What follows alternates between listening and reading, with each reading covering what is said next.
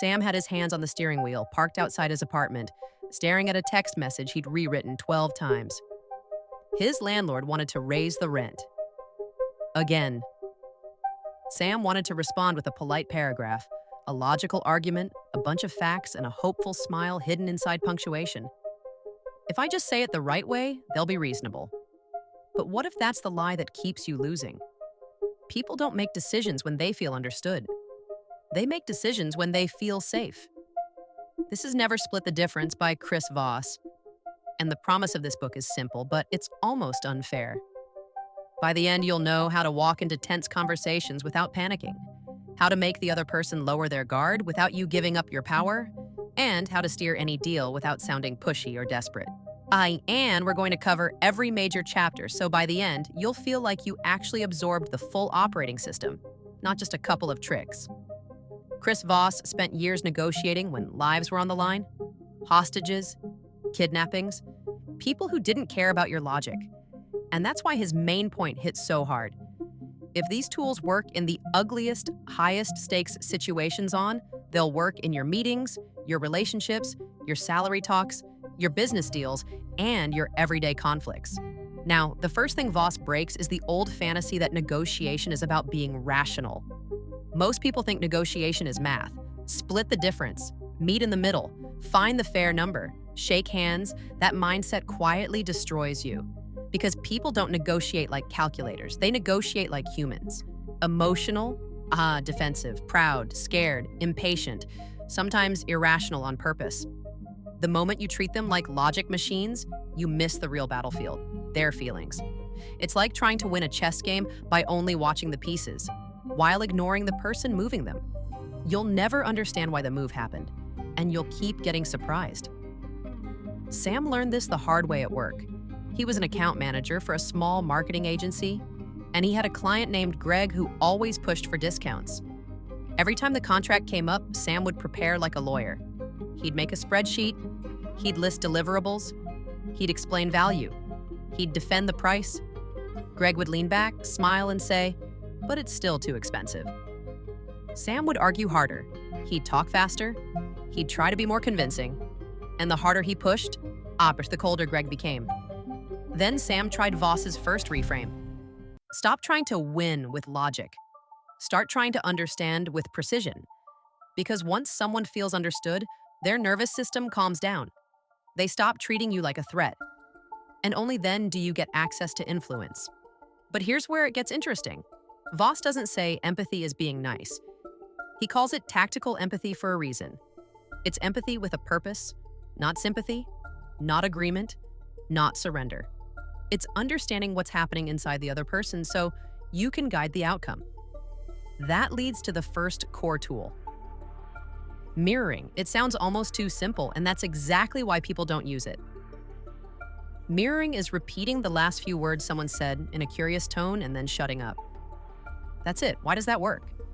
Because most people are starving to be heard. When you mirror, their brain hears, "I'm listening. Keep going." They reveal the map. A tense phone call with his internet provider. He'd been charged a weird fee, and he was already annoyed. The agent kept repeating policy language, and Sam felt his chest tighten. He could feel himself getting ready to fight. Then the agent said, "There's nothing we can do." That's the policy. Old Sam would have snapped. New Sam tried mirroring.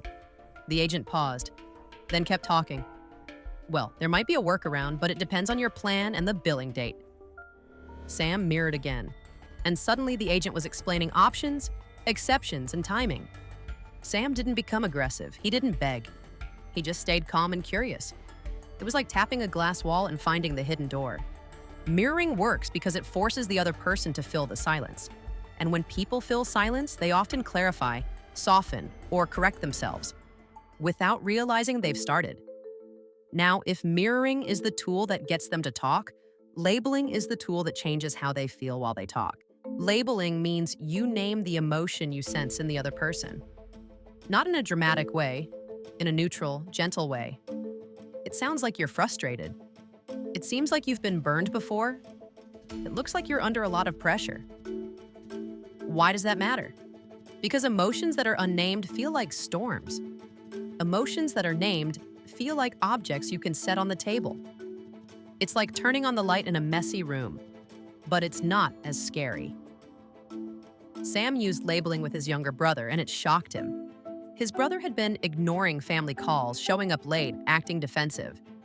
At dinner one night, Sam asked a simple question, and then his brother snapped. "Why do you always make it a big deal?" Sam's old move would have been a lecture. Instead, he tried a label, even when nobody's trying to judge you. His brother went quiet. He looked down at his plate, and his shoulders dropped. He said, "That's exactly it." That moment wasn't magical because Sam was right. It was magical because his brother felt seen. And when people feel seen, they stop swinging. Now we hit one of the most misunderstood ideas in the whole book. Most people chase yes. They want the other person to say yes quickly. They want agreement. They want progress. They want that warm feeling of forward movement. Chasing yes can be a trap because yes is often fake. Yes can mean, "I want you to stop talking." Yes can mean, "I'll deal with this later." Yes can mean, "I don't want conflict." No is honest. No is a boundary. No is safety. No is clarity. When someone says no, they feel in control. They stop feeling trapped. They stop feeling pushed. They can actually listen and start using it. Instead of asking, "Can you do this?" Ask, "Would it be ridiculous to do this?" Instead of, "Is this a good time?" Ask, "Is now a bad time?" You're inviting no on purpose. Why? Because it lowers resistance. Sam used this when he finally responded to his landlord. He didn't write a long argument. He didn't plead. He didn't threaten. He wrote one sentence.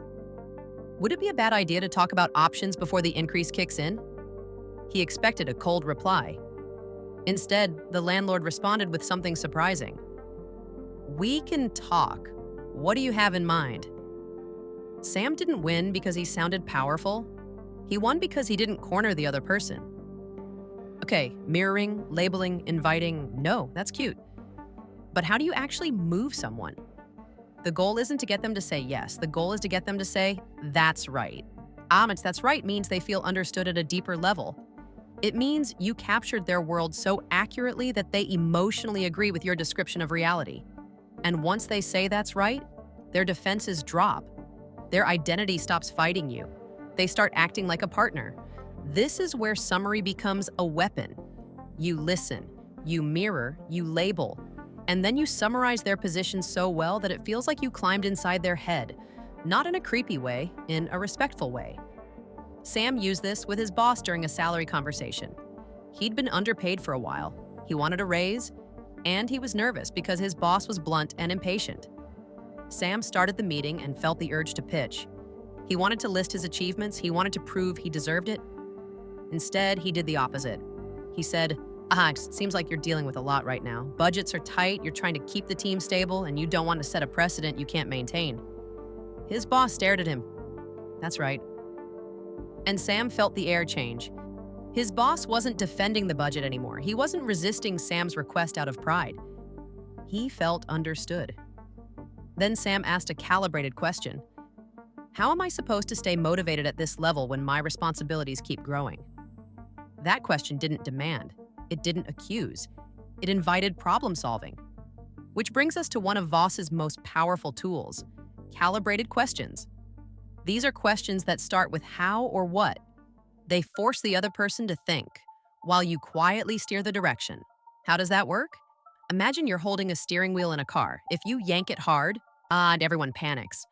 If you nudge it gently, the car changes direction smoothly. Calibrated questions are the gentle nudge. What makes that number work for you? How would we handle it if things go wrong? What would you need to feel comfortable moving forward? And here's the crazy part. These questions do something psychological. They turn the other person into the solver. And when people solve a problem, they become invested in the solution. Sam used this with Greg, the discount client. Greg said, "I need a lower monthly rate." Old Sam would defend. New Sam asked, "How am I supposed to do the same level of work at that rate?" Greg laughed a little. "Well, you could cut some deliverables." Sam nodded. "What would you cut first?" Now Greg was designing the package. Greg was choosing trade-offs. Greg was owning the reality. Sam didn't have to fight. He just guided the thinking. It's like letting someone walk themselves out of a maze by asking the right questions, instead of dragging them and getting scratched the whole way. Now, let's talk about something that sounds subtle but changes everything. Tone. Voss describes a calm, slow, soothing tone, sometimes called the late-night radio voice. Not aggressive, not excited, not nervous. Why does that matter? Because your tone communicates safety before your words even land. You can say a polite sentence with an anxious voice and it sounds weak. You can say the same sentence with calm certainty and it sounds strong. Sam noticed this when he tried negotiating with a car dealership. He walked in ready to buy a used car and the salesperson started using pressure language. Limited inventory, other buyers, today only. Sam could feel his pulse rise. He wanted to rush. Then he remembered the book. When you get rushed, you get controlled. So Sam slowed down. He asked in a calm voice, "How would you feel if you were in my position and someone was pressuring you to decide fast?" The salesperson blinked. The energy shifted. And suddenly, the conversation became human again. Now, Voss goes even deeper into how people make decisions with something called bending their reality. This is about understanding that people don't respond to the truth. They respond to their perception of the truth. People are loss averse. They hate losing more than they enjoy winning. They want to feel respected. They want to feel smart. They want to feel like they chose freely. So instead of pushing your goal, you frame your offer in a way that matches their emotional drivers. You don't say, "Here's why this is good." You say, "Here's what you avoid if you don't." You don't say, "This is fair." You say, "This protects you." It's like selling a seatbelt. You don't sell it by saying it's comfortable. You sell it by saying this keeps you alive when things go wrong. Sam used this when he was negotiating deadlines with a client who kept requesting last-minute changes. Instead of saying, "Please respect our time," Sam said, "It seems like you're trying to avoid a situation where something goes live and you regret it later." That was the truth behind their behavior, fear of embarrassment. The client said, "Exactly, I don't want to look stupid." Now Sam had leverage because he wasn't negotiating a deadline anymore. He was negotiating their fear. Then Sam asked, "What would be the best way to protect you from that without blowing up the production schedule?" Now the client wasn't fighting him. They were working with him. But if you only remember one thing from this video, make it this next part. The best negotiators don't build pressure. They build control for the other person until you see how it works. When people feel trapped, they resist. When people feel in control, they relax. So Voss teaches you to create the illusion of control. You do it with calibrated questions. You do it with labels. You do it by inviting no. You do it by letting them talk first. Because the more they talk, the more they reveal. And the more they reveal, the more precise your next move becomes. It's like turning a blurry photo into a sharp one. You can't hit a target you can't see. Guaranteeing execution. This is where people mess up. They get agreement, they feel good, and then the other side doesn't follow through. Agreement is not commitment, and commitment is not execution. So you have to test it. You listen for certain signals. You ask questions that reveal whether they actually own the deal. You get them to explain how they'll implement it. Not because you're suspicious, but because you're smart. Sam learned this after a painful mistake. He once negotiated a new scope with a client, got a friendly yes, and assumed it was locked. 2 weeks later, the client acted confused, delayed approvals, and blamed Sam's team. Sam realized the yes meant nothing because the client hadn't internalized the plan. So on the next deal, Sam did it differently. He asked, "What are the steps on your side after we sign this?" The client explained. And halfway through, they paused and said, "Our legal team needs a week longer." That one question saved Sam from a deadline disaster. It's like building a bridge. You don't just check that the first plank looks solid. You walk the whole path and test every point before you send traffic over it. Now we get to bargaining. The part everybody thinks negotiation is. Numbers, offers, counteroffers, anchors. Voss doesn't ignore this, but he reframes it. He says the numbers are the final act, not the opening act. If you haven't built safety and understanding first, the numbers become a fight. But if you've built safety, Ayer's the numbers become a conversation. He teaches tactics like using precise numbers, creating strong anchors, and understanding how to make the other side feel like they've earned something. The price is rarely the real problem. Sometimes the real problem is fear, sometimes it's status, sometimes it's timing, sometimes it's someone else behind the scenes. The black swan. A black swan is a piece of information you don't know that changes everything. It's the hidden driver, the secret constraint, the unspoken desire, the real decision maker, the fear they're not admitting. And Voss says the best negotiators are hunters. They look for those hidden truths. How do you find them? You listen for small clues. You notice tone shifts. You pay attention to what's not said. You ask calibrated questions that gently pry open the door. Sam found a black swan with Greg. Greg kept demanding discounts, and Sam kept thinking it was about money. But Sam started listening differently. One day, Greg casually said, "I just can't mess this up." Sam didn't let it pass. "Can't mess this up." Greg sighed, then admitted the truth. His boss was unhappy with the last agency. Greg was on thin ice. If he picked the wrong partner again, it would reflect badly on him. That was the black swan. It wasn't about price. It was about risk and reputation. So Sam changed his approach. He said, "It sounds like you're not trying to save money. You're trying to avoid taking blame." Greg said, "That's right." And now Sam could offer something that mattered. A reporting system, clear milestones, a risk reduction plan, a way for Greg to look good internally. The discount obsession disappeared. That's what a black swan does, to solving the real problem underneath. Let's pull it all together. This book is not telling you to be manipulative. It's telling you to be accurate. Most people walk into hard conversations wearing a mask.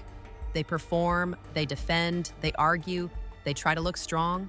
Voss teaches something different. Be curious, be calm. Let them talk. Name what's happening. Ask questions that force thinking. Invite no.